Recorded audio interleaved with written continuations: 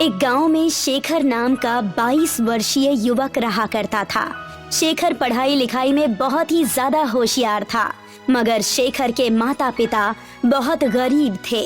शेखर का जब कॉलेज जाने का नंबर आया तो उसके पिता कमल प्रसाद अपने बेटे शेखर से बोले, बेटा, हमसे जहाँ तक हो सका हमने तुम्हें पढ़ाया लिखाया, लेकिन इसके आगे अब हम तुम्हें नहीं पढ़ा सकते। लेकिन क्यों पिताजी? आप तो जानते हैं कि मेरा कॉलेज जाने का सपना है। मैं पढ़ लिख कर बड़ा आदमी बनना चाहता हूँ।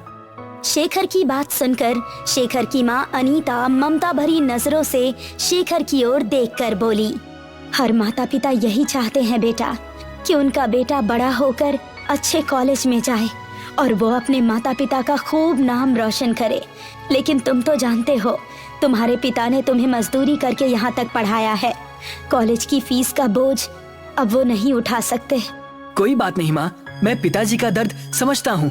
मैं जानता हूँ कि पिताजी ने एक एक रुपया जमा करके मुझे इंटर कराया है, लेकिन अब मैं बड़ा हो गया हूँ। मैंने इतनी शिक्षा प्राप्त कर ली है कि अब मैं बच्चों को पढ़ाकर अपने कॉलेज की फीस निकाल सकता हूँ। पूरे गांव में सिर्फ तुम ही ने इंटर किया है बेटा, वरना तुम तो जानते ही हो कि हमारे गांव का मुखिया किसी भी माता पिता को अपने बच्चों को पढ़ाने की सलाह नहीं देता। इस गांव में जिस किसी भी माता पिता ने अपने बच्चों को पढ़ाने के लिए सोचा तो मुखिया ने हमेशा उनके कान भर दिए। तुम्हारी माँ सही कह रही है बेटा। अरे लोग तो शिक्षा के फायदे बताते हैं, लेकिन हमारे गांव का मुखिया तो शिक्षा के नुकसान बताने बैठ जाता है। बोलता है कि पढ़ने लिखने के बाद लोग बेकार हो जाते हैं, वो किसी काम के नहीं रहते। मेहनत करने से फिर वो दिल चुराने लगते हैं और मजदूरी करने में उन्हें शर्म आने लगती है। बेटा, मैं चाहती हूँ कि अब तुम अपने पिता के काम में हाथ बटाओ। तुम्हारे पिता अब बूढ़े हो चुके हैं। आपको क्या लगता है माँ कि मैं नहीं चाहता कि पिताजी अब आराम से बैठें? लेकिन आप ही बताइए, आप क्या चाहती हैं? क्या मैं भी पिताजी की तरह मजदूरी करूं? नहीं माँ, मैं कुछ अलग करना चाहता हूँ। इतना कहकर शेखर वहाँ से चला गया। कमला प्रसाद अपनी पत्नी की ओर देखते हुए बोले, कोई बात नहीं, वो कुछ अलग और नया करना चाहता है तो इसमें गलत क्या है? मेरा मन कहता है कि मेरा बेटा कुछ न कुछ बड़ा करेगा। अगले दिन शेखर अपना बैग पैक करके शहर जाने की तैयारी करने लगा। कहाँ जा रहे हो शेखर? मैं शहर जा रहा हूँ माँ। शहर में मेरा दोस्त नितिन रहता है। मैं उसके साथ उसके कमरे में रह लूंगा और वहाँ पर मुझे ट्यूशन पढ़ाने के लिए बहुत सारे बच्चे भी मिल जाएंगे। आप दोनों चिंता मत कीजिए, और जैसे ही सब कुछ सही हो जाएगा मैं हर महीने आप लोगों को मनी ऑर्डर भेजता रहूंगा। इतना कहकर शेखर घर से निकल गया। शेखर बस स्टैंड पहुंचा ही था कि तभी वहां पर गांव का मुखिया टहलते हुए आ गया। शेखर को देखकर मुखिया मजाक उड़ाने वाले अंदाज में शेखर से बोला, क्या हाल है शेखर? कहाँ जाने की तैयारी है? मैं शहर जा रहा हूँ मुखिया जी। हाँ, मैंने सुना है कि तुम शहर में जाकर कॉलेज में पढ़ाई करना चाहते हो।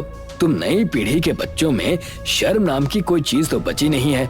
पिता मजदूरी करते करते बूढ़ा हो गया है, उसका हाथ बटाने की बजाय शहर में मौज मस्ती करने जा रहे हो। अपनी हद में रहिए मुखिया जी। आप क्या चाहते हैं कि मैं भी पिताजी की तरह जीवन भर मजदूर की तरह जीवन व्यतीत कर दूं? मैं अपनी आने वाली पीढ़ी को इन मुसीबतों का सामना नहीं करने दूंगा। इतना कहकर शेखर बस में चढ़ गया और कुछ ही घंटे में वो शहर पहुंच गया। शहर में वो अपने दोस्त नितिन के पास पहुंचा ही था कि उसे अचानक देखकर नितिन चौंक गया। क्या बात है शेखर, तुम अचानक यहाँ कैसे? शेखर ने सारी बात नितिन के सामने रख दी। मुझे ये कहते हुए अच्छा तो नहीं लग रहा है, लेकिन मैं तुम्हारी मदद नहीं कर सकता क्योंकि मेरा रूम पार्टनर 2 दिन के बाद यहाँ पर आ जाएगा। कोई बात नहीं, मैं यहाँ जमीन पर बिस्तर बिछाकर सो जाया करूंगा। वैसे भी तुम और तुम्हारा रूम पार्टनर तो कॉलेज में चले जाते हैं। मैं सुबह और शाम बच्चों को ट्यूशन पढ़ा दिया करूंगा और तुम्हारे साथ कॉलेज चला जाया करूंगा। आई एम सॉरी शेखर, ये बातें कहने में अच्छी लगती हैं, लेकिन सच ये है कि 3 लोग एक रूम में एडजस्ट नहीं कर सकते हैं। तुम्हें यहाँ से जाना होगा, और वैसे भी तुम्हें अपने माता पिता को गाँव में अकेला छोड़कर यहाँ नहीं आना चाहिए था। जाओ, जाकर उनके साथ मजदूरी करो। शेखर मुंह लटकाकर वहाँ से चला गया और फुटपाथ पर बैठकर सोचने लगा। अगर गांव वापस चला गया तो सभी लोग मेरा मजाक उड़ाएंगे। समझ में नहीं आता कि अब मैं क्या करूं, कहां जाऊं। शेखर काफी देर तक गहरी सोच में गुम रहा। कुछ देर बाद एक बूढ़ा व्यक्ति शेखर के पास आकर बोला, मैं काफी देर से देख रहा हूँ कि तुम फुटपाथ पर अकेले बैठे हुए हो। कोई परेशानी है तो मुझे बताओ। शेखर ने जब उस बूढ़े को देखा तो उसे उनमें अपने पिता की झलक नजर आई। शेखर ने सारी बात उस बूढ़े व्यक्ति को बता दी कि किस तरह उसके दोस्त नितिन ने उसे अपमानित करके रूम से निकाल दिया। तुम ये क्यों सोचते हो कि तुम पढ़ लिख कर ही बड़े आदमी बन सकते हो? आजकल जमाना बहुत बदल गया है। मैं आपकी बात का मतलब नहीं समझा। ये सच है कि शिक्षा बहुत जरूरी है, लेकिन उससे भी ज्यादा सच ये है कि इस देश में जितने भी बड़े बिजनेसमैन और बड़ी बड़ी कंपनी के मालिक हुए हैं, उन सब ने बहुत कम पढ़ाई लिखाई की थी। मेरी एक पिज्जा की दुकान है। तुम चाहो तो मेरी दुकान पर काम कर सकते हो और रात में मेरी दुकान पर रुक भी सकते हो। इस तरह तुम्हें अपने गांव वापस नहीं जाना पड़ेगा। शेखर को उस बूढ़े व्यक्ति की बात बहुत ज्यादा पसंद आई। उस दिन के बाद से शेखर उस बूढ़े व्यक्ति की दुकान में डिलीवरी बॉय का काम करने लगा। वो दिन भर मेहनत करके पिज्जा की डिलीवरी करता और रात के समय बूढ़ा व्यक्ति जब दुकान बंद करके चला जाता, तब शेखर उसकी दुकान में ही बैठकर रात भर पढ़ाई करता। धीरे धीरे शेखर की समझ में आने लगा कि पढ़ाई और व्यापार दोनों अलग अलग बातें हैं। एक दिन शेखर उस बूढ़े व्यक्ति से बोला, मैं पिज्जा बनाना सीखना चाहता हूँ। क्यों नहीं बेटा, जरूर, आज से ही तुम किचन में काम करोगे। शेखर कुछ ही दिनों में बहुत बढ़िया पिज्जा बनाना सीख गया। उसके हाथ के बने हुए पिज्जा लोगों को बहुत पसंद आने लगे।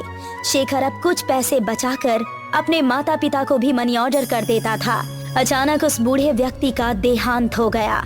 बूढ़े व्यक्ति के देहांत के बाद उस बूढ़े व्यक्ति का बेटा शेखर से बोला, मैं तुम्हें शुरू से पसंद नहीं करता था। पिताजी को पता नहीं तुम्हारे अंदर ऐसा क्या नजर आया था कि उन्होंने पूरी दुकान तुम्हें सौंप दी। तुम यहाँ से जा सकते हो। ऐसा मत कीजिए। अगर आप मुझे दुकान से निकाल देंगे तो मैं कहाँ जाऊँगा? अरे कहीं भी जाओ, मुझे उससे क्या। वैसे भी तुम्हें पिज्जा बनाना तो आता ही है। जाओ, जाकर कहीं और पिज्जा बनाओ। आइंदा मेरी दुकान के इर्द गिर्द भटक भी मत जाना। चलो निकलो यहाँ से। शेखर चुपचाप अपना सामान लेकर उसकी दुकान से बाहर निकल गया। बाहर निकलकर वो फिर से उसी फुटपाथ पर गया जहाँ पर उसकी पहली मुलाकात उस बूढ़े व्यक्ति से हुई थी। मैं हार नहीं मानूंगा। मेरे हाथ का पिज्जा शहर के लोगों को बहुत अच्छा लगता है और वैसे भी कई लोग मुझसे कह चुके हैं कि मुझे खुद की अपनी दुकान खोलनी चाहिए। क्यों ना मैं उन सब से मदद मांगू। अब से मैं अपना व्यापार खुद से शुरू करूंगा। किसी के आगे अब हाथ नहीं फैलाऊंगा। इतना कहकर शेखर हर उस जगह पर जाने लगा जहां वो पिज्जा डिलीवरी किया करता था। शेखर के स्वभाव को देखते हुए सभी लोगों ने उसकी बहुत मदद की और कुछ ही दिनों में शेखर ने शहर में एक छोटी सी दुकान किराए पर लेकर उसमें पिज्जा बनाने लगा। मगर शेखर की दुकान नहीं चली क्योंकि शहर में ब्रांडेड पिज्जा खाने वाले लोगों की संख्या बहुत ज्यादा थी। शेखर इसी परेशानी में रात के समय एक बहुत पुरानी बेकरी के पास बैठा हुआ था कि तभी एक व्यक्ति की आवाज उसके कानों में टकराई। कौन हो तुम? मेरा नाम शेखर है। आप कौन है? मेरा नाम मोहनलाल है। वो बेकरी देख रहे हो? मैं तो काफी समय से देख रहा हूँ। ये बेकरी तो बंद पड़ी हुई है। मेरी बेकरी रात में ही स्टार्ट होती है। मेरी बेकरी में वड़ा पाव बहुत ही अच्छा बना करता है। वैसे तुम क्या करते हो? अब मैं आपको क्या बताऊं बाबा, मैं पिज्जा बनाता हूँ। कुछ समय पहले मैंने कर्ज लेकर किराए पर दुकान ली थी, लेकिन पता नहीं क्यों मेरा पिज्जा लोग खरीद ही नहीं रहे। क्योंकि तुम्हें कुछ नया आइटम बनाना चाहिए बेटा। तुम वड़ा पाव पिज्जा क्यों नहीं ट्राई करते? वड़ा पाव पिज्जा? ये कैसी बातें कर रहे हैं आप बाबा? मैं तो पहली बार इसका नाम सुन रहा हूँ। मुझे तुम्हारा स्वभाव बहुत पसंद आया बेटा। मैं तुम्हें एक राज की बात बताता हूँ। मुझे वड़ा पाव बनाने की बहुत सी विशेष विधि आती है। कुछ समय पहले मैंने वड़ा पाव पिज्जा बनाने की विधि एक विदेशी से सीखी थी। तुम चाहो तो मैं तुम्हें वो विधि सिखा सकता हूँ, लेकिन एक शर्त है। कैसी शर्त बाबा? मेरी जो वड़ा पाव पिज्जा बनाने की विधि है उसके लिए तुम्हें सिर्फ मेरी ही बेकरी से वड़ा पाव खरीदने पड़ेंगे। लेकिन मेरे पास आपके वड़ा पाव खरीदने के पैसे नहीं हैं। कोई बात नहीं, तुम्हें मैं उधार देने के लिए तैयार हूँ।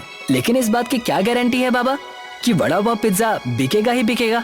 जरूर बिकेगा बेटा, और देखते ही देखते तुम्हारे दिन बदल जाएंगे। इतना कहकर मोहनलाल शेखर को बेकरी के अंदर ले गया। शेखर ने देखा कि बेकरी अंदर से बहुत बड़ी बनी हुई थी, पर वहाँ पर एक भी मजदूर काम नहीं कर रहा था। सिर्फ मशीन ही काम कर रही थी, जो कि ऑटोमेटिक तरीके से वड़ा पाव बनाकर तैयार कर रही थी। बाबा, यहाँ तो कोई मजदूर नहीं है और इतनी बड़ी मशीन की आवाज तो बाहर लग ही नहीं रही। ये ऑटोमेटिक मशीन है बेटा। कुछ समय के बाद तुम्हें सब समझ में आ जाएगा। मोहनलाल बेकरी के अंदर शेखर को वड़ा पाव बनाने की विधि समझाने लगा।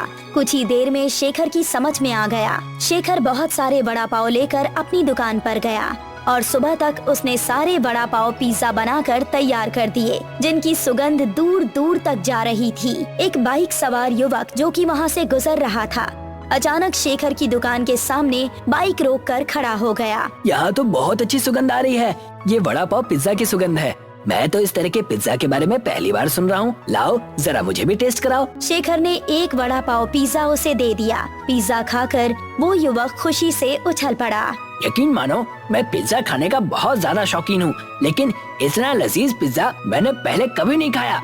ये वड़ा पाव पिज्जा है सर, क्या आपको पसंद आया? मुझे बहुत ज्यादा पसंद आया। मैं एक न्यूज रिपोर्टर हूँ, तुम्हारे वड़ा पाव पिज्जा की तारीफ टीवी पर जरूर करूँगा। इतना कहकर वो वहाँ से चला गया। कुछ ही दिनों में देखते ही देखते शेखर का वड़ा पाव पिज्जा प्रसिद्ध होने लगा। अब शेखर ने अपना खुद का एक बहुत अच्छा मकान शहर में ले लिया था। शेखर ने अब MBA कंप्लीट कर ली थी, मगर अब उसका पूरा ध्यान अपने वड़ा पाव पिज्जा के बिजनेस की ओर था। कुछ समय बाद एक कंपनी का मालिक शेखर के पास आकर बोला, मेरा नाम एडवर्ड है, मैं अमेरिका में रहता हूँ। मैंने तुम्हारे वड़ा पाव पिज्जा की तारीफ बहुत सुनी है। मैं चाहता हूँ कि आज से ही तुम अपने वड़ा पाव पिज्जा की ब्रांच अमेरिका में भी खोलो। सच तो ये है कि मैं तुम्हारे साथ पार्टनरशिप करना चाहता हूँ। ये तो मेरे लिए बहुत ज्यादा खुशी की बात है। शेखर ने एडवर्ड के साथ पार्टनरशिप कर ली और देखते ही देखते शेखर का वड़ा पाव पिज्जा वर्ल्ड में फेमस होने लगा। कुछ दिनों बाद शेखर को बेस्ट बिजनेसमैन का अवार्ड भी मिला। उस अवार्ड के मिलने की खुशी में शेखर के माता पिता गांव के मुखिया के साथ शेखर के पास पहुँचे। वैसे तो मुझे शुरू से ही यकीन था कि तुम कुछ अलग और बड़ा ही करोगे। मुझे अपनी आंखों पर विश्वास नहीं हो रहा मेरे बेटे कि तू इतना बड़ा आदमी बन गया। तुम्हारे पिता बिल्कुल सही कह रहे हैं बेटा। मुझे खुशी है कि तुमने उस वक्त मेरी बात नहीं मानी। अगर तुम मेरी बात मान लेते तो तुम भी अपने पिता की तरह एक मजदूर ही रहते। मुझे माफ कर दो शेखर। मुझे समझ में आ गया है कि अगर प्रतिभा के साथ शिक्षा भी जुड़ जाए तो फिर इनका मुकाबला कोई नहीं कर सकता। तुमने न सिर्फ हमारे गाँव का बल्कि इस देश का भी नाम बहुत रोशन किया है। मुझे तुम पर गर्व है। शेखर ने मुखिया और अपने माता पिता से बोला, मेरी इस सफलता के हकदार मेरे मित्र मोहनलाल जी हैं। अगर वो अपनी बेकरी से वड़ा पाव मुझे नहीं देते तो शायद मैं कभी इतना बड़ा आदमी नहीं बनता। आज भी उन्हीं की बेकरी के बने हुए वड़ा पाव मेरी कंपनी में आते हैं। तो फिर तो तुम्हें उन्हें धन्यवाद कहना चाहिए बेटा। आपके आने से पहले मैं उन्हीं के पास जाने की तैयारी कर रहा था। तो जाओ बेटा, शुभ काम में देरी नहीं करनी चाहिए। शेखर अपनी कार से उस बेकरी के पास पहुंच गया। वो काफी दिनों बाद बेकरी के पास आया था। मोहनलाल ने काफी दिनों से शेखर से पेमेंट भी नहीं मांगी थी, मगर शेखर ने देखा कि उस बेकरी के पास कोई भी मौजूद नहीं था। वो बेकरी बंद पड़ी हुई थी। शेखर हैरत से उस बंद बेकरी की ओर देखने लगा कि तभी एक व्यक्ति की आवाज उसके कानों में टकराई। क्या देख रहे हो? मेरा नाम शेखर है। वैसे तो इस समय मोहनलाल जी बेकरी के सामने ही होते हैं, लेकिन पता नहीं आज उनकी बेकरी बंद है। ये तुम कैसी बातें कर रहे हो? ये बेकरी तो बरसों से बंद पड़ी है और जिन मोहनलाल की तुम बात कर रहे हो वो तो बहुत सालों पहले हुआ करते थे। क्या कहना चाहते हैं आप? मोहनलाल जी 1950 के दशक में इस बेकरी के मालिक थे। आप कौन हैं? मैं एक साफ सफाई करने वाला कर्मचारी हूँ। इतना कहकर उस व्यक्ति ने कुछ चेक निकालकर शेखर को दिए। कई महीनों से मुझे ये चेक यहाँ पर पड़े हुए मिल रहे हैं। इसमें किसी शेखर नाम के व्यक्ति के सिग्नेचर हैं। क्या वो तुम ही हो? हाँ, वो मैं ही हूँ। तुम्हारा दिमाग तो ठीक है। तुम ऐसे व्यक्ति के नाम पर चेक काट कर फेंक रहे हो जो इस दुनिया से 70-80 साल पहले ही जा चुका है। इतना कहकर वो चला गया। शेखर की समझ में अब सारा माजरा आ चुका था। वो समझ चुका था कि शायद वो वड़ा पाव जिसका वो वड़ा पाव पिज्जा बना रहा था वो चमत्कारिक थे। शेखर मुस्कुराता हुआ चुपचाप वहाँ से वापस चला आया, मगर वो आज भी वड़ा पाव पिज्जा बनाने के लिए प्रसिद्ध है। मोहनलाल गांव का संपन्न किसान था, लेकिन पत्नी गायत्री की बीमारी में सभी खेत बिक चुके थे। इसलिए उसने अपने घर के पास पराठे की दुकान खोल ली थी। जल्द ही उसके व्यवहार और स्वादिष्ट पराठे ने कस्बे के लोगों को अपना दीवाना बना दिया था। सुमित्रा और राजू के स्कूल के पास एक पिज्जा की दुकान खुली थी, जिसका प्रचार रेडियो, अखबार और ऑटो पर हैंडबिल व पोस्टर चिपकाकर पूरे जोर शोर से किया गया। भाई, कल हमने पिज्जा खाया। क्या पिज्जा था? मैं और मेरे पिताजी अपनी कार पार्किंग पर पिज्जा ऑर्डर के बाद घंटों इंतजार किए, तब हमें पिज्जा मिला। अच्छा, क्या इतना अच्छा स्वाद है पिज्जा का? और नहीं तो क्या, तुम लोगों को तो घुसने भी नहीं देंगे गार्ड। घुसने क्यों नहीं देगा? अरे वो तुम्हारे पापा की फुटपाथ की पराठे की दुकान थोड़ी है ना, जो कोई भी मुंह उठाकर चला जाएगा। उस दुकान का एक स्टेटस है। बड़े बड़े लोग अपनी गाड़ी लगाकर खड़े रहते हैं, तब जाकर उन्हें पिज्जा खाने को मिलता है, समझ गए? रॉकी की बातें सुनकर सभी हंसने लगते हैं। सुमित्रा को पराठे वाले का मजाक पसंद नहीं आता। राजू जब स्कूल से घर जा रहा होता है तो पिज्जा की दुकान पर लोगों की भीड़ देखकर रुक जाता है। सुमित्रा उसे समझा बुझाकर घर ले आती है। पिताजी, पिताजी, हमें भी पिज्जा खाना है। ठीक है बेटा, खिला दूंगा कभी। अभी गरम गरम आलू के पराठे बनाए हैं, वो खा लो। मुझे नहीं खाना, मुझे नहीं खाना, मुझे तो पिज्जा ही खाना है। देख राजू, पिज्जा बहुत महंगे आते हैं। उतना पैसा हमारे पास नहीं कि तुम्हें पिज्जा दिलवा सकूं, लेकिन वादा करता हूं कि एक दिन तुम्हें पिज्जा जरूर खिलाऊंगा। नहीं पिताजी, मुझे तो कल ही पिज्जा चाहिए। अगर पिज्जा नहीं मिला तो मैं कुछ नहीं खाऊंगा। राजू, जिद मत करो। पिताजी बोल रहे हैं ना कि एक दिन हम लोगों को पिज्जा खिलाने ले जाएंगे। नहीं दीदी, मुझे तो पिज्जा कल ही खाना है। रॉकी भैया ने स्कूल में बताया कि पिज्जा कितना अच्छा होता है। अरे राजू, वो डॉक्टर का बेटा है, उसके पास ढेरों पैसे हैं। चल अब खाना खा। पराठे खाकर बच्चे सो गए, लेकिन मोहनलाल की आंखों से नींद कोसों दूर थी। वह अपनी गरीबी को कोस रहा था कि कितना बेबस है वो, जो अपने बच्चों की मामूली खाने की मांग को भी पूरा नहीं कर सकता। उसकी आंखों में आंसू आ गए। सोचते सोचते न जाने कब उसे नींद आ गई। अगले दिन सुबह बच्चे स्कूल गए। आज भी पूरे स्कूल में पिज्जा की ही चर्चा हो रही थी। दोस्तों, कल मेरा जन्मदिन है और कल मेरी तरफ से कल शाम को सभी को पिज्जा पार्टी है। कल संडे है और स्कूल की भी छुट्टी है। सभी कल शाम में अच्छे अच्छे कपड़े पहन कर आना, ओके? भैया, हम भी आएंगे ना? हमें नहीं बोला आपने? नहीं, तुम लोग वहाँ नहीं जा सकते। वहाँ सभी बड़े बड़े लोग आते हैं, स्टेटस वाले लोग आते हैं। तुम बस पराठे खाओ। चल राजू, इनके पिज्जा से कहीं स्वादिष्ट और अच्छे हमारे पराठे हैं। अरे जा, बंदर को क्या पता कि अदरक का स्वाद क्या होता है। स्कूल के बाहर जो पिज्जा का पोस्टर लगा है ना, उसे ही देखते रहो और पराठे खाओ, समझना कि पिज्जा खा रहे हो। रॉकी, ऐसा नहीं कहते। चलो सुमित्रा, इसे तो ऐसे ही बोलने की आदत है। राजू की फोटो देखकर पराठा खाने वाली बात पर सभी हंसने लगे। सुमित्रा और राजू को बहुत बुरा लगा। दोनों घर आ गए। अरे राजू, यूं मुंह लटकाए क्यों खड़े हो? वो पिताजी, बात ये है कि कल रॉकी का जन्मदिन है और सभी को बुलाया है, पर हमें छोड़कर, क्योंकि वहाँ बड़े बड़े लोग होंगे। बस इतनी सी बात। कल हम तुम लोगों के लिए आलू का मस्त पराठा बनाएंगे और हम सब पार्टी करेंगे। मुझे नहीं खाना पराठा, मुझे तो बस पिज्जा खाना है। मुझे पिज्जा चाहिए। बेटा, मैंने बताया ना कि अभी हमारे पास तुम लोगों के फीस भरने के पैसे नहीं हैं। पिज्जा कहाँ से खिलाऊंगा? इतना कहकर मोहनलाल आंखों में आंसू लिए घर से बाहर प्रथा के दंग पर चला गया। राजू, तुम्हें ऐसा नहीं कहना चाहिए था। पिज्जा की जिद छोड़ दे मेरे भाई। जब पैसे होंगे तो हम जरूर पिज्जा खाने चलेंगे। आज तक कभी हमारे पास पैसे हुए हैं क्या? सभी नए नए कपड़े पहनते हैं और हम 2 साल से एक ही कपड़े पहन रहे हैं। क्या हम कभी पिज्जा नहीं खा पाएंगे दीदी? ऐसी बात नहीं है मेरे भैया, हम लोग पिज्जा एक दिन जरूर खाएंगे। उस रात राजू ने खाना नहीं खाया। घर में किसी ने खाना नहीं खाया। सुबह मोहनलाल उठा और बाजार चला गया। वापस आया तो देखा कि राजू अभी तक सो रहा था। सुमित्रा से पता चला कि राजू अभी भी रूठा हुआ है, खाना भी नहीं खाया है। उठो बेटा, आज हम तुम लोगों को पराठा पिज्जा खिलाएंगे। चलो उठो। पिताजी, मैंने बोल दिया ना, जब तक पिज्जा नहीं मिलेगा मैं कुछ नहीं खाऊंगा। मोहनलाल पराठे पर चीज, फ्रूट्स और सैलेड डालकर पिज्जा बनाता है, लेकिन लाख समझाने के बावजूद राजू नहीं खाता। सुमित्रा भी पूरी कोशिश करती है राजू को मनाने की, पर असफल रहती है। आज फिर सभी भूखे ही सो जाते हैं। आधी रात को राजू को जोर से भूख लगती है। वो किचन में जाकर रखा हुआ पराठा पिज्जा खाता है। उसे बहुत अच्छा लगता है। वह पराठा पिज्जा चट कर जाता है। मोहनलाल चुपचाप उसे खाते हुए देख लेता है। सुबह उठकर मोहनलाल बाजार चला जाता है। वापस आकर सुमित्रा को बुलाता है। सुमित्रा, ओ सुमित्रा। जी पिताजी, आई। ये ले पैसे और स्कूल से आते समय पिज्जा लेते आना। पिताजी पैसे कहाँ से आए? वो कहीं से आ गए। और हाँ, मैंने टिफिन में पराठा पिज्जा रख दिया है, खा लेना याद से। सुमित्रा घर से स्कूल के लिए निकल रही थी तो पिताजी की साइकिल बाहर नहीं लगी थी। समझने में देर न लगी कि पिताजी ने साइकिल बेचकर पैसे लाए थे। सुमित्रा और राजू स्कूल पहुँचे। स्कूल में कल की रॉकी की पिज्जा पार्टी की ही धूम थी।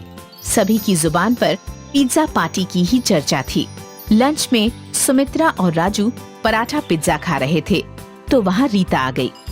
अरे तुम दोनों ये कौन सी डिश खा रहे हो? ये हमारे पिताजी ने बनाया है, पराठा पिज्जा। हाँ, ये स्पेशल डिश पिताजी ने बनाई है। लो तुम भी खाओ, बहुत स्वादिष्ट है। अरे वाह, बहुत मस्त पराठा पिज्जा है। ये तो बहुत ही अच्छा पराठा पिज्जा है। देखो, आओ देखो, पराठा पिज्जा कल के पार्टी वाले पिज्जा से कहीं ज्यादा टेस्टी है। सुमित्रा प्लीज, मुझे भी एक टुकड़ा दो ना। हाँ, ये लो रॉकी, तुम भी खाओ। वाह, सही में ये कितना टेस्टी है पराठा पिज्जा। ऐसा तो मैंने अपनी जिंदगी में कभी नहीं खाया था। जल्द ही पूरे कस्बे में पराठा पिज्जा की चर्चा फैल गई। सुमित्रा ने पिताजी को पराठा पिज्जा बनाने की सलाह दी। अब उनकी दुकान पर भीड़ लगने लगी थी। पिज्जा की दुकान में लगातार ग्राहकों की कमी होने लगी। पिज्जा की दुकान बंद होने की कगार पर आ गई। तभी एक दिन पिज्जा दुकान के मालिक खुद मोहनलाल के पास आया। मोहनलाल जी, आपके पराठा पिज्जा का बहुत नाम सुना था, आज टेस्ट भी कर लिया। सचमुच लाजवाब है। वाकई तुम्हारे हाथों में तो जादू है। जी धन्यवाद। क्यों ना हम दोनों मिलकर साथ काम करें। आप मेरी दुकान का उपयोग कीजिए, मैं फंडिंग और मार्केटिंग देख लूंगा। जो भी प्रॉफिट होगा आधा आधा बांट लेंगे। मोहनलाल को ये प्रपोजल अच्छा लगा। दोनों मिलकर साथ काम करने लगे। प्रथा पिज्जा का टेस्ट और अच्छी मार्केटिंग से जल्द ही उनकी दुकान कई शहरों में खुल गई। अब मोहनलाल सेठ मोहनलाल कहलाने लगा। वे शहर में आलीशान बंगले में रहने लगे। ये कहानी है मुंबई की। 40 साल पहले जब मुंबई का विकास बस शुरू ही हुआ था, जॉन जैक्सन ने यहाँ अपना एक कैफे खोला था, जैक्सन कैफे।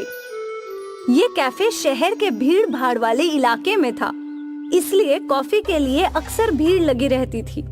कॉफी के साथ साथ केक, पेस्ट्रीज और हल्का फुल्का नाश्ता भी रहता था। जॉन भाई, मेरी रेगुलर स्ट्रॉन्ग कॉफी और एक वेज पफ। ओके। हमारे लिए coffee and 1 chocolate pastry. Okay madam. इस दौर में जैक्सन कैफे काफी मशहूर था। ग्राहक वेटिंग में खड़े रहते थे। मयूर, तुम टेबल नंबर 4 को सर्व करो और शंकर, तुम बाहर चेयर्स लगाओ। जी सर। सुबह से शाम तक कैफे में ग्राहकों की भीड़ लगी रहती थी। इस दौरान जॉन का कैफे बहुत अच्छा चल रहा था। वो दिन दुगनी और रात चौगुनी तरक्की कर रहा था।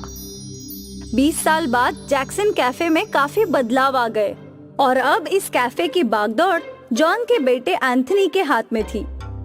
इस समय कैफे के बाहर लंबी भीड़ तो नहीं रहती थी, पर कैफे कभी खाली भी नहीं रहता था। सर, सिग्नल के पास एक कैफे खुला है। हमारे ज्यादातर कस्टमर वहीं जा रहे हैं। तुम टेंशन मत लो, हमारे कस्टमर लॉयल हैं। उन्हें हमारी कॉफी का टेस्ट बहुत पसंद है। वो यहीं लौट कर आएंगे। और वैसे ही हुआ। एंथनी के रेगुलर कस्टमर्स उसके कैफे में लौट कर आते थे। एंथनी, हमारा एक regular coffee please. Okay ma'am. कल हम उस नया कैफे में गया था। बहुत ही बकवास टेस्ट है उनकी कॉफी का। उनको तो कॉफी बनाना भी नहीं आता। एंथनी, तुम्हारा coffee taste so good. Thank you ma'am. Your coffee. जब एंथनी कैफे चलता था तब कई कैफे खुले, पर एंथनी का कैफे फिर भी चलता रहा क्योंकि उसके कस्टमर्स को उसके हाथ की कॉफी ही पसंद थी। जॉन की तरह तो नहीं, पर एंथनी भी अच्छे पैसे कमा रहा था। और 20 साल बाद इस कैफे की बागडोर डैनियल के हाथ में आई। ये हमारा फैमिली बिजनेस है डैनियल। तुम्हें किसी भी हाल में इसे वापस फेमस करना होगा। यस सन। जब मैं इस कैफे को स्टार्ट किया था तो लोग बाहर वेट करते थे, पर अब टाइम के साथ सब कुछ चेंज हो गया है। अब तो इस कैफे में कोई आता ही नहीं। आई नो दादाजी, हमें कैफे में बदलाव करना पड़ेगा। हाँ, मेरे टाइम में इस पूरे एरिया में बस हमारा ही कैफे था। इट वॉज न्यू देन, और हमारी कॉफी और स्नैक्स का टेस्ट भी यूनिक था। उस टाइम में वेज पॉप्स बस हमारे कैफे में ही मिलते थे। तुम्हें भी कुछ ऐसा ही यूनिक करना चाहिए। मैंने भी कैफे में पिज्जा स्टार्ट किया था यही सोच के, पर अब मुंबई में इतने सारे पिज्जा पार्लर हैं कि हमारे पिज्जा का आइडिया वर्क नहीं किया। सो जो भी करो सोच समझ के करना। Anthony, I don't agree with you. Daniel, तुम कुछ नया ट्राई करो।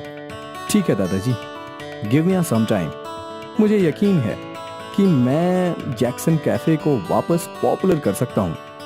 और अब डैनियल ने रिसर्च करना स्टार्ट कर दिया। पहले तो मुझे कैफे का इंटीरियर चेंज करना होगा। नेक्स्ट, प्राइसेस ऐसे हैं तो नॉर्मल लोग अफोर्ड कर पाएंगे। और देन मुझे कुछ यूनिक लॉन्च करना है, पर क्या ये सोचना है। डैनियल ने एक लंबी लिस्ट बना ली। उसने अपने इंटीरियर डिजाइनर फ्रेंड जेनी को बुलाया।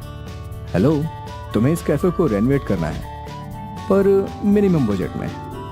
This place is nice. यहाँ ऑलरेडी इतने सारे एंटिक्स हैं। बस ब्राइट कलर्स और रिपेयर वर्क की जरूरत है, और थोड़ी लाइट्स की भी। ग्रेट, तो काम स्टार्ट करते हैं। जेनी ने अगले दिन से काम स्टार्ट कर दिया। खाली खाली दीवारों पर रंगीन पेंटिंग कर दी और सारे कैफे के फर्नीचर को नई तरीके से अरेंज किया, और एक हफ्ते में पूरा कैफे चेंज हो गया। नाइस, अब तो बहुत अच्छा लग रहा है। आई होप अब कस्टमर आएंगे। जरूर आएंगे। क्या हम नाम बदल सकते हैं? नहीं। क्या हम बस 3.0 ऐड कर सकते हैं? मतलब? Jackson's 3.0 cafe. Yes, that's a great idea. Finally Jackson's cafe का बोर्ड चेंज हो गया। अब डैनियल तैयार था कैफे को शुरू करने के लिए।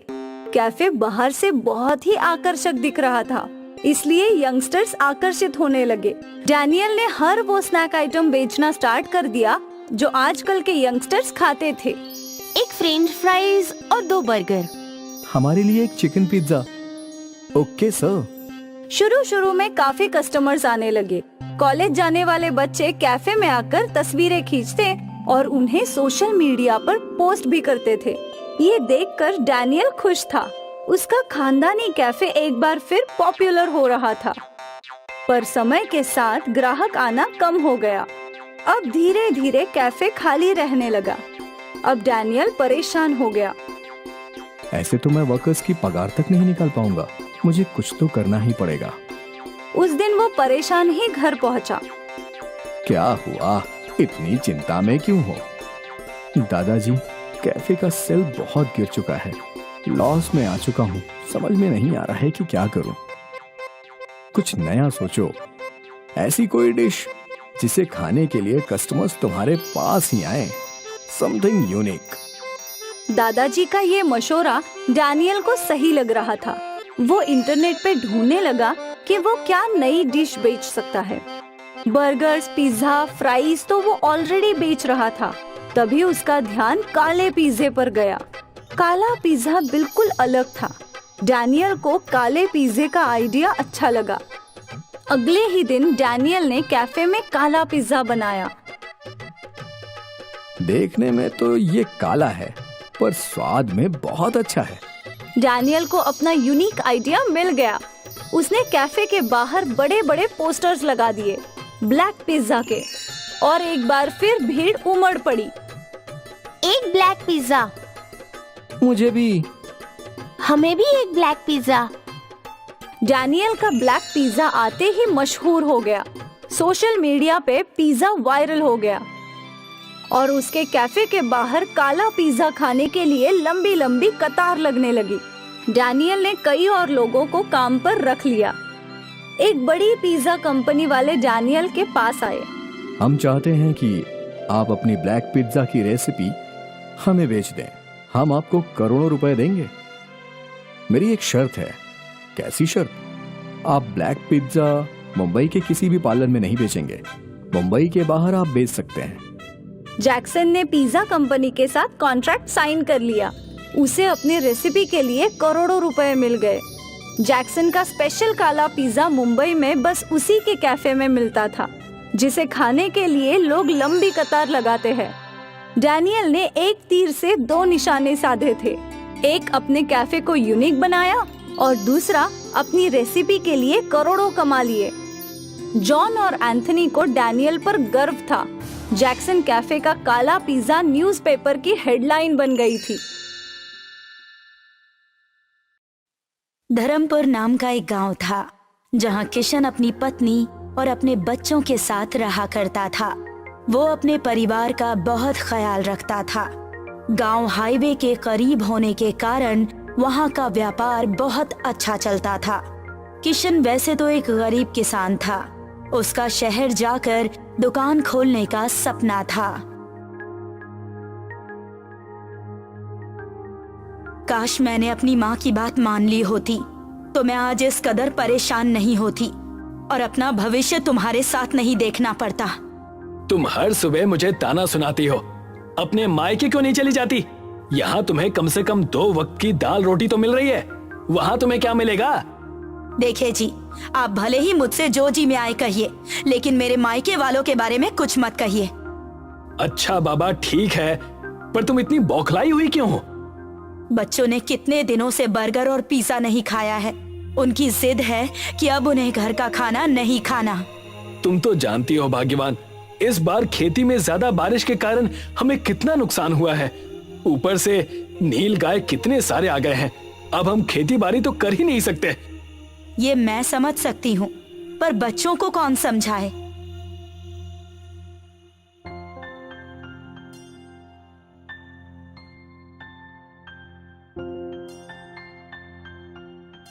किशन अपने दोनों बच्चों को स्कूल से घर लेकर आता है।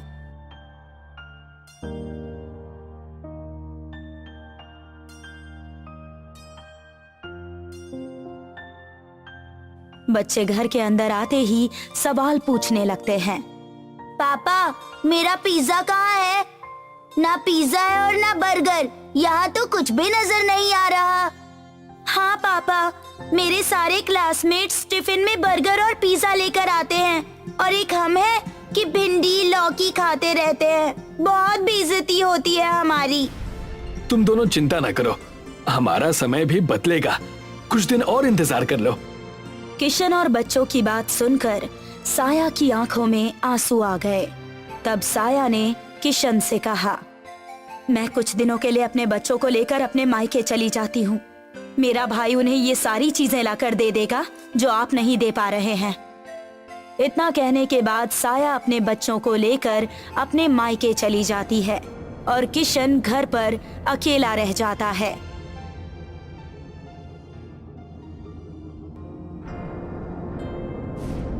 मेरी पत्नी और मेरे बच्चे मुझसे दूर हो गए। हे भगवान, अब और कैसे दिन देखूंगा मैं? मुझे ही कुछ करना होगा। किशन को रोता देख वहाँ पर गांव के बहुत बड़े जमींदार रामचरण सिंह आ गए और किशन से पूछने लगे, किशन, क्या बात है भाई? क्यों गंगा जमुना बहा रहे हो? ऐसी कौन सी विपदा आन पड़ी? अरे जमींदार साहब आइए, अब क्या बताऊं, खेती बारिश की वजह से खराब हो गई। पत्नी बच्चों को लेकर अपने मायके चली गई। मेरे पास परिवार कहने के लिए अब कुछ बचा ही नहीं है। ना परिवार साथ है, न किस्मत। जैसा कि मैं तुम्हें देख पा रहा हूँ, बात पैसे की समझ आ रही है कि आर्थिक स्थिति तुम्हारी संकट में है।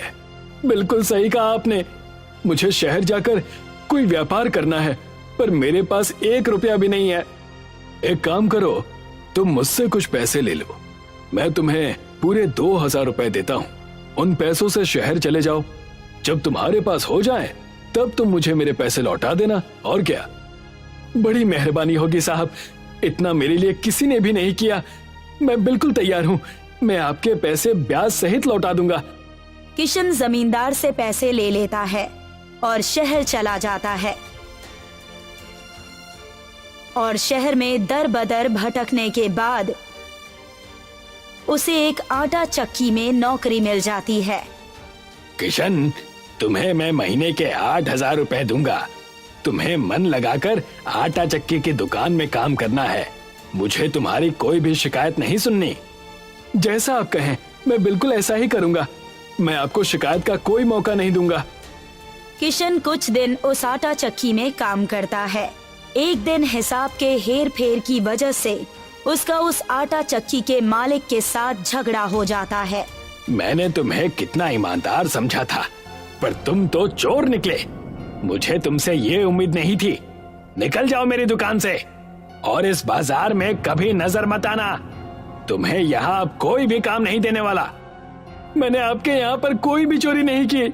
आप मुझ पर ऐसा झूठा इल्जाम मत लगाइए। और हाँ, मुझे भी आपके पास कोई काम नहीं करना। मेरी 2 महीने की तनख्वाह मुझे दे दीजिए बस। किशन अपने मालिक से पैसे लेकर सामने वाले पिज्जा की दुकान पर बैठ जाता है और देखता है। आओ आओ, गर्मा गर्म पिज्जा खाओ। यार, मैं अकेले कितना काम करूं, मुझे कुछ समझ में नहीं आ रहा। कोई एक बंदा मिल जाए तो मैं उसके ऊपर अपनी जिम्मेदारी सौंप दूं। लच्छू की बात सुनकर किशन उसके पास चला गया और कहने लगा, भाई साहब, क्या मैं आपकी दुकान में काम कर सकता हूँ? मुझे भी पिज्जा बनाना सिखा दीजिए। मैं लोगों के जूठे बर्तन धोने के लिए भी तैयार हूँ। लगता है ये मजबूर है। इसकी मजबूरी का मैं बखूबी फायदा उठाऊंगा। हाँ हाँ, क्यों नहीं। तुम मेरे दुकान में काम कर सकते हो, लेकिन एक ही शर्त पर। मैं तुम्हें तनख्वाह सिर्फ 2,000 ही दूंगा और काम पूरे दिन करवाऊंगा। मुझे ये शर्त मंजूर है, मैं जरूर काम करूंगा। इतना कहकर किशन उस दुकान पर काम करने लगा। धीरे धीरे 1 महीने बीत चुके थे। किशन अब पिज्जा बनाना बखूबी जान चुका था।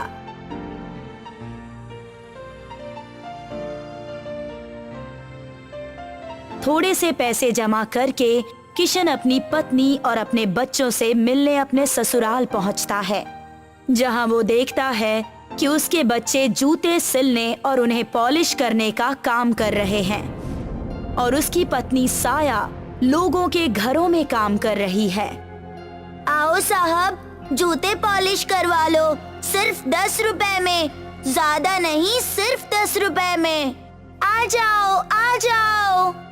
अपने बच्चों की ये दशा देखकर किशन की आंखों में आंसू आ जाते हैं और वो उनके पास जाकर उनसे कहता है, ये सब क्या हो रहा है मेरे बच्चों? तुम्हारी ये दशा कैसे हो गई? और तारा की मम्मी कहाँ है? अपने पिता किशन को देखकर दोनों बच्चे उसके गले लग जाते हैं और उसके पास रोने लगते हैं। किशन को देखकर साया भी बड़ी खुश हुई और किशन से कहने लगी, मुझे माफ कर दीजिएगा जी। मेरी छोटी सी गलती की वजह से बहुत बड़ा बखेड़ा खड़ा हो गया। मैं यहाँ पर अपने भाई और उसकी पत्नी की बहुत ताने सुनती हूँ। बस अब बहुत हुआ, चलिए अब अपने घर चलिए। नहीं नहीं, मैं कहीं नहीं जाने वाला। मुझे तुम्हारे भाई से मिलना है। आखिर कैसे वो मेरे बच्चों से जूते पॉलिश करवा सकता है? किशन साया के बड़े भाई यानी अपने बड़े साले से जाकर मिलता है और उससे गुस्से में कहता है, तुम्हारी इतनी हिम्मत कि तुमने मेरे बच्चों से काम करवाया और मेरी पत्नी से भी। अब क्या करूं? मेरे पास इतने पैसे हैं नहीं कि मैं इन्हें हर रोज इनके मन का खाना खिला सकूं, और इतना ही है तो इन्हें लेकर यहाँ से चले जाओ। मैं अपनी पत्नी और बच्चों को लेकर यहाँ से जा रहा हूं।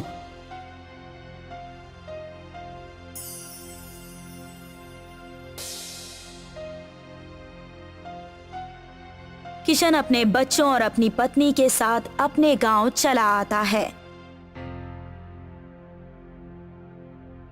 और देखता है कि रामचरण ने उसके घर और खेतों पर कब्जा कर रखा है। अरे आओ किशन आओ, मेरे ब्याज के पैसे मुझे दे देना और अपना घर छुड़वा लेना। पर 2,000 रुपए के लिए आपने मेरा घर और खेत कैसे ले लिया? 2,000 नहीं, मैंने तुम्हें पूरे 20,000 दिए थे और अब उसका ब्याज और सूद मिलाकर तुम्हें मुझे पूरे 1 लाख देने हैं। पैसे दो और अपनी जमीन और अपना घर ले जाओ। रामचरण ने किशन को अपने घर से बेघर कर दिया और किशन अपने परिवार के साथ रास्ते पर आ गया।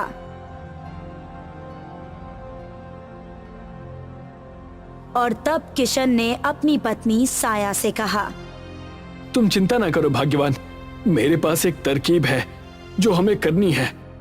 मैं कुछ समझी नहीं, आप कहना क्या चाहते हैं?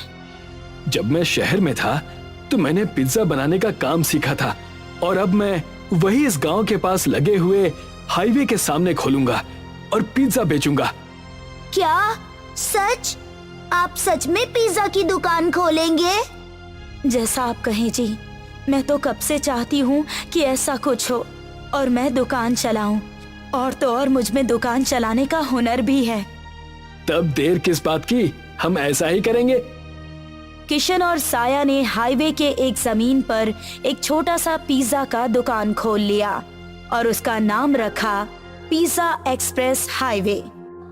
देखते ही देखते एक दुकान चल पड़ी और उस दुकान पर भारी भीड़ इकट्ठा रहने लगी। देखा भाग्यवान, मैंने कहा था ना, हम जरूर काबिल होंगे, बस हमें मेहनत और लगन से सारे काम करने हैं। आपने सही कहा, अब बच्चे स्कूल में भी जाएंगे और हम उन्हें अच्छे कपड़े और अच्छा संस्कार भी देंगे। एक तरफ किशन के घर पर खुशियां आई हुई थीं, दूसरी तरफ रामचरण किशन की कामयाबी से जलने लगा था। रामचरण ने तय किया, उस किशन ने तो काया ही पलट दी और अब ये मैं देख नहीं सकता। कल मुझे मेरे पैसे देकर अपना घर और खेत दोनों मुझसे ले गया। मालिक, आप भी खामखा चिंता कर रहे हैं, हमें बस उसकी दुकान तोड़नी ही तो है, और क्या। आज ही रात को हम उसकी दुकान तोड़ देंगे। भाई साहब, आपके पास कुछ खाने को है? मैं कई दिनों से भूखी हूँ। आइए बहन जी, आप दुकान के अंदर आइए और पिज्जा खाइए। साया ने खुद अपने हाथों से एक पिज्जा उस सुंदर औरत को परोसा। वाह, ये तो बड़ा ही स्वादिष्ट पिज्जा है, पर मेरे पास देने के लिए तुम्हें पैसे नहीं हैं।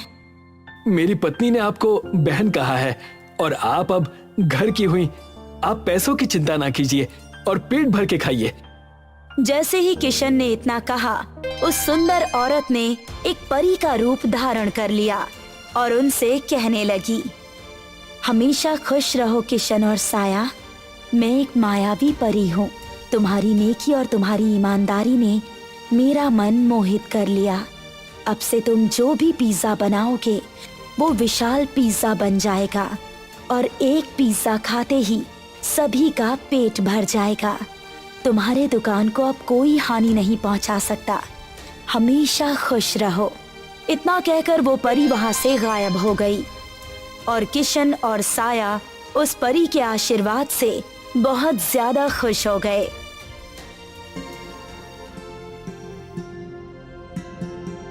रात को रामचरण अपने कुछ गुंडे लेकर उनके दुकान पर पहुंचा। जाओ, इसकी दुकान को हाईवे से नीचे गिरा दो, आप चिंता न करिए। जैसे ही वो गुंडे उस पिज्जा एक्सप्रेस हाईवे की दुकान के पास पहुंचे, सामने से एक पेड़ की डाली बहुत तेजी से उनकी तरफ आई और उन्हें अपने साथ उठाकर पेड़ के ऊपर लेकर चली गई। बचाओ, हमें बचाओ, यहाँ से नीचे उतारो, बचाओ हमें। उनकी आवाज सुनकर वहाँ पर किशन का परिवार आ गया और कहने लगा, बड़ा मजा आया। रामचरण काका तो पूरे बंदर लग रहे हैं। जी हाँ, जैसे को तैसा। मुझे माफ कर दो किशन, मुझसे बहुत बड़ी गलती हो गई है। मैं आइंदा से तुम्हें और तुम्हारे परिवार को कभी तंग नहीं करूंगा। साया के भाई को भी मैंने ही पैसे दिए थे ताकि तुम्हारी पत्नी और बच्चे खुश न रहें। सिर्फ तुम्हारी वजह से मेरा परिवार कितनी मुश्किल में था, तुम्हें इसका अंदाजा भी है? जाओ और अब तुम ऐसे ही तड़पो। किशन और साया वहां से चले गए। रामचरण को अपनी गलती का एहसास हो गया था। उस पेड़ ने उन्हें नीचे उतार दिया।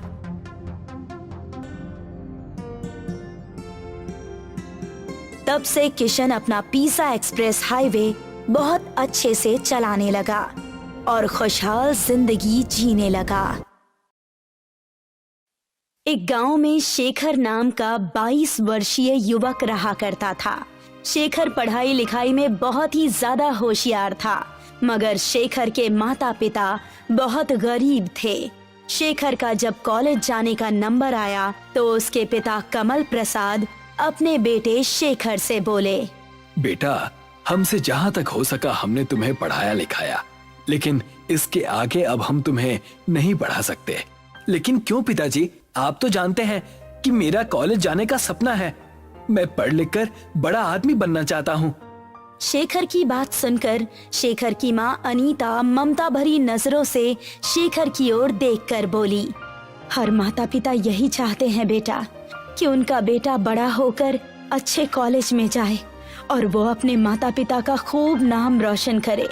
लेकिन तुम तो जानते हो, तुम्हारे पिता ने तुम्हें मजदूरी करके यहाँ तक पढ़ाया है। कॉलेज की फीस का बोझ अब वो नहीं उठा सकते। कोई बात नहीं माँ, मैं पिताजी का दर्द समझता हूँ। मैं जानता हूँ कि पिताजी ने एक एक रुपया जमा करके मुझे इंटर कराया है, लेकिन अब मैं बड़ा हो गया हूँ। मैंने इतनी शिक्षा प्राप्त कर ली है कि अब मैं बच्चों को पढ़ाकर अपने कॉलेज की फीस निकाल सकता हूँ। पूरे गांव में सिर्फ तुम ही ने इंटर किया है बेटा, वरना तुम तो जानते ही हो कि हमारे गांव का मुखिया किसी भी माता पिता को अपने बच्चों को पढ़ाने की सलाह नहीं देता। इस गांव में जिस किसी भी माता पिता ने अपने बच्चों को पढ़ाने के लिए सोचा तो मुखिया ने हमेशा उनके कान भर दिए। तुम्हारी माँ सही कह रही है बेटा। अरे लोग तो शिक्षा के फायदे बताते हैं, लेकिन हमारे गांव का मुखिया तो शिक्षा के नुकसान बताने बैठ जाता है। बोलता है कि पढ़ने लिखने के बाद लोग बेकार हो जाते हैं, वो किसी काम के नहीं रहते। मेहनत करने से फिर वो दिल चुराने लगते हैं और मजदूरी करने में उन्हें शर्म आने लगती है। बेटा, मैं चाहती हूँ कि अब तुम अपने पिता के काम में हाथ बटाओ। तुम्हारे पिता अब बूढ़े हो चुके हैं। आपको क्या लगता है माँ कि मैं नहीं चाहता कि पिताजी अब आराम से बैठें? लेकिन आप ही बताइए, आप क्या चाहती हैं? क्या मैं भी पिताजी की तरह मजदूरी करूं? नहीं माँ, मैं कुछ अलग करना चाहता हूँ। इतना कहकर शेखर वहाँ से चला गया। कमला प्रसाद अपनी पत्नी की ओर देखते हुए बोले, कोई बात नहीं, वो कुछ अलग और नया करना चाहता है तो इसमें गलत क्या है? मेरा मन कहता है कि मेरा बेटा कुछ न कुछ बड़ा करेगा। अगले दिन शेखर अपना बैग पैक करके शहर जाने की तैयारी करने लगा। कहाँ जा रहे हो शेखर? मैं शहर जा रहा हूँ माँ। शहर में मेरा दोस्त नितिन रहता है। मैं उसके साथ उसके कमरे में रह लूंगा और वहाँ पर मुझे ट्यूशन पढ़ाने के लिए बहुत सारे बच्चे भी मिल जाएंगे। आप दोनों चिंता मत कीजिए और जैसे ही सब कुछ सही हो जाएगा मैं हर महीने आप लोगों को मनी ऑर्डर भेजता रहूंगा। इतना कहकर शेखर घर से निकल गया। शेखर बस स्टैंड पहुंचा ही था कि तभी वहाँ पर गांव का मुखिया टहलते हुए आ गया। शेखर को देखकर मुखिया मजाक उड़ाने वाले अंदाज में शेखर से बोला, क्या हाल है शेखर? कहाँ जाने की तैयारी है? मैं शहर जा रहा हूँ मुखिया जी। हाँ, मैंने सुना है कि तुम शहर में जाकर कॉलेज में पढ़ाई करना चाहते हो। तुम नई पीढ़ी के बच्चों में शर्म नाम की कोई चीज तो बची नहीं है। पिता मजदूरी करते करते बूढ़ा हो गया है, उसका हाथ बटाने की बजाय शहर में मौज मस्ती करने जा रहे हो। अपनी हद में रहिए मुखिया जी। आप क्या चाहते हैं कि मैं भी पिताजी की तरह जीवन भर मजदूर की तरह जीवन व्यतीत कर दूं? मैं अपनी आने वाली पीढ़ी को इन मुसीबतों का सामना नहीं करने दूंगा। इतना कहकर शेखर बस में चढ़ गया और कुछ ही घंटे में वो शहर पहुंच गया। शहर में वो अपने दोस्त नितिन के पास पहुंचा ही था कि उसे अचानक देखकर नितिन चौंक गया। क्या बात है शेखर, तुम अचानक यहाँ कैसे? शेखर ने सारी बात नितिन के सामने रख दी। मुझे ये कहते हुए अच्छा तो नहीं लग रहा है, लेकिन मैं तुम्हारी मदद नहीं कर सकता क्योंकि मेरा रूम पार्टनर 2 दिन के बाद यहाँ पर आ जाएगा। कोई बात नहीं, मैं यहाँ जमीन पर बिस्तर बिछाकर सो जाया करूँगा। वैसे भी तुम और तुम्हारा रूम पार्टनर तो कॉलेज में चले जाते हैं। मैं सुबह और शाम बच्चों को ट्यूशन पढ़ा दिया करूँगा और तुम्हारे साथ कॉलेज चला जाया करूँगा। आई एम सॉरी शेखर, ये बातें कहने में अच्छी लगती हैं, लेकिन सच ये है कि 3 लोग एक रूम में एडजस्ट नहीं कर सकते हैं। तुम्हें यहाँ से जाना होगा। और वैसे भी तुम्हें अपने माता पिता को गाँव में अकेला छोड़कर यहाँ नहीं आना चाहिए था। जाओ, जाकर उनके साथ मजदूरी करो। शेखर मुंह लटकाकर वहाँ से चला गया और फुटपाथ पर बैठकर सोचने लगा। अगर गांव वापस चला गया तो सभी लोग मेरा मजाक उड़ाएंगे। समझ में नहीं आता कि अब मैं क्या करूं, कहाँ जाऊं। शेखर काफी देर तक गहरी सोच में गुम रहा। कुछ देर बाद एक बूढ़ा व्यक्ति शेखर के पास आकर बोला, मैं काफी देर से देख रहा हूँ कि तुम फुटपाथ पर अकेले बैठे हुए हो। कोई परेशानी है तो मुझे बताओ। शेखर ने जब उस बूढ़े को देखा तो उसे उनमें अपने पिता की झलक नजर आई। शेखर ने सारी बात उस बूढ़े व्यक्ति को बता दी कि किस तरह उसके दोस्त नितिन ने उसे अपमानित करके रूम से निकाल दिया। तुम ये क्यों सोचते हो कि तुम पढ़ लिख कर ही बड़े आदमी बन सकते हो? आजकल जमाना बहुत बदल गया है। मैं आपकी बात का मतलब नहीं समझा। ये सच है कि शिक्षा बहुत जरूरी है, लेकिन उससे भी ज्यादा सच ये है कि इस देश में जितने भी बड़े बिजनेसमैन और बड़ी बड़ी कंपनी के मालिक हुए हैं, उन सब ने बहुत कम पढ़ाई लिखाई की थी। मेरी एक पिज्जा की दुकान है। तुम चाहो तो मेरी दुकान पर काम कर सकते हो और रात में मेरी दुकान पर रुक भी सकते हो। इस तरह तुम्हें अपने गांव वापस नहीं जाना पड़ेगा। शेखर को उस बूढ़े व्यक्ति की बात बहुत ज्यादा पसंद आई। उस दिन के बाद से शेखर उस बूढ़े व्यक्ति की दुकान में डिलीवरी बॉय का काम करने लगा। वो दिन भर मेहनत करके पिज्जा की डिलीवरी करता और रात के समय बूढ़ा व्यक्ति जब दुकान बंद करके चला जाता, तब शेखर उसकी दुकान में ही बैठकर रात भर पढ़ाई करता। धीरे धीरे शेखर की समझ में आने लगा कि पढ़ाई और व्यापार दोनों अलग अलग बातें हैं। एक दिन शेखर उस बूढ़े व्यक्ति से बोला, मैं पिज्जा बनाना सीखना चाहता हूँ। क्यों नहीं बेटा, जरूर, आज से ही तुम किचन में काम करोगे। शेखर कुछ ही दिनों में बहुत बढ़िया पिज्जा बनाना सीख गया। उसके हाथ के बने हुए पिज्जा लोगों को बहुत पसंद आने लगे। शेखर अब कुछ पैसे बचाकर अपने माता पिता को भी मनी ऑर्डर कर देता था। अचानक उस बूढ़े व्यक्ति का देहांत हो गया। बूढ़े व्यक्ति के देहांत के बाद उस बूढ़े व्यक्ति का बेटा शेखर से बोला, मैं तुम्हें शुरू से पसंद नहीं करता था। पिताजी को पता नहीं तुम्हारे अंदर ऐसा क्या नजर आया था कि उन्होंने पूरी दुकान तुम्हें सौंप दी। तुम यहाँ से जा सकते हो। ऐसा मत कीजिए। अगर आप मुझे दुकान से निकाल देंगे तो मैं कहाँ जाऊँगा? अरे कहीं भी जाओ, मुझे उससे क्या। वैसे भी तुम्हें पिज्जा बनाना तो आता ही है। जाओ, जाकर कहीं और पिज्जा बनाओ। आइंदा मेरी दुकान के इर्द गिर्द भटक भी मत जाना। चलो निकलो यहाँ से। शेखर चुपचाप अपना सामान लेकर उसकी दुकान से बाहर निकल गया। बाहर निकलकर वो फिर से उसी फुटपाथ पर गया जहाँ पर उसकी पहली मुलाकात उस बूढ़े व्यक्ति से हुई थी। मैं हार नहीं मानूंगा। मेरे हाथ का पिज्जा शहर के लोगों को बहुत अच्छा लगता है और वैसे भी कई लोग मुझसे कह चुके हैं कि मुझे खुद की अपनी दुकान खोलनी चाहिए। क्यों ना मैं उन सब से मदद मांगू।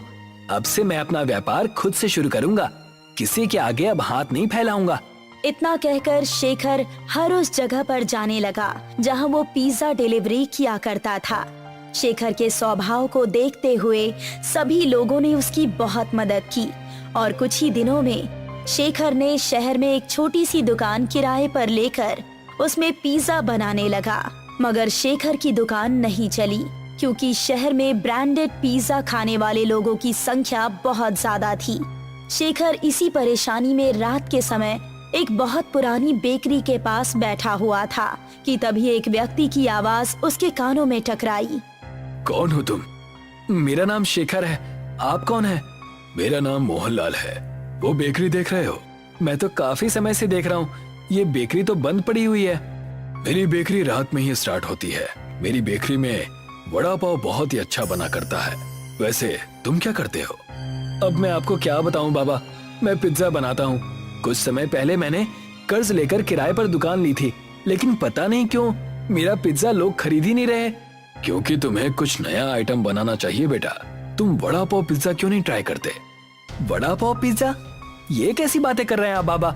मैं तो पहली बार इसका नाम सुन रहा हूँ। मुझे तुम्हारा स्वभाव बहुत पसंद आया बेटा। मैं तुम्हें एक राज की बात बताता हूँ। मुझे वड़ा पाव बनाने की बहुत सी विशेष विधि आती है। कुछ समय पहले मैंने वड़ा पाव पिज्जा बनाने की विधि एक विदेशी से सीखी थी। तुम चाहो तो मैं तुम्हें वो विधि सिखा सकता हूँ, लेकिन एक शर्त है। कैसी शर्त बाबा? मेरी जो वड़ा पाव पिज्जा बनाने की विधि है, उसके लिए तुम्हें सिर्फ मेरी ही बेकरी से वड़ा पाव खरीदने पड़ेंगे। लेकिन मेरे पास आपके वड़ा पाव खरीदने के पैसे नहीं हैं। कोई बात नहीं, तुम्हें मैं उधार देने के लिए तैयार हूँ, लेकिन इस बात की क्या गारंटी है बाबा कि वड़ा पाव पिज्जा बिकेगा ही बिकेगा? जरूर बिकेगा बेटा, और देखते ही देखते तुम्हारे दिन बदल जाएंगे। इतना कहकर मोहनलाल शेखर को बेकरी के अंदर ले गया।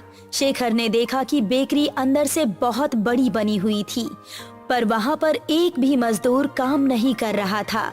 सिर्फ मशीन ही काम कर रही थी, जो कि ऑटोमेटिक तरीके से वड़ा पाव बनाकर तैयार कर रही थी। बाबा, यहाँ तो कोई मजदूर नहीं है और इतनी बड़ी मशीन की आवाज तो बाहर लग ही नहीं रही। ये ऑटोमेटिक मशीन है बेटा, कुछ समय के बाद तुम्हें सब समझ में आ जाएगा। मोहनलाल बेकरी के अंदर शेखर को वड़ा पाव बनाने की विधि समझाने लगा।